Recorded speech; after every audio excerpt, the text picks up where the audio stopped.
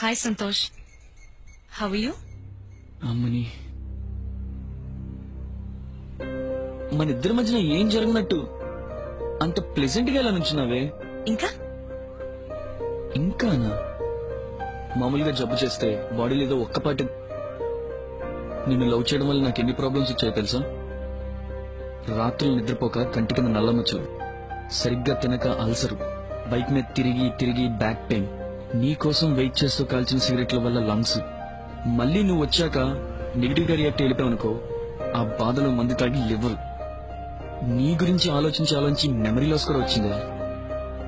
ఇలా బాడీలో ఉన్న అన్ని పార్ట్ ఒకే ఒక్క జబ్బు ప్రేమ అని తెలుసు కూడా నన్ను నేను తగలబెట్టుకుని నీకు వెళ్తునిస్తే ఆ వెళ్తుల్లో నువ్వు ఇంకొకరిని ఎత్తుకుంటావా?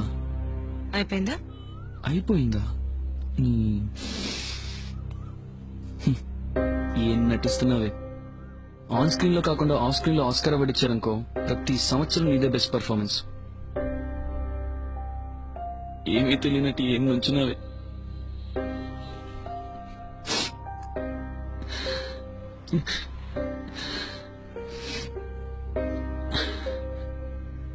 నీలా బ్రెయిన్ లో ఒకరిని పెట్టుకుని బెడ్ మీద ఇంకొకరితో గడిపే వాళ్ళని ఏమన్నాలో నాకు తెలియట్లేదే.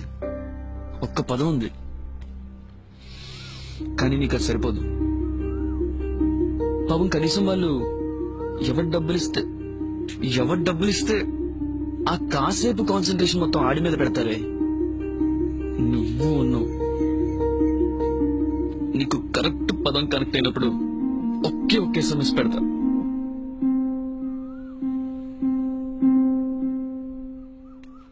బాయ్.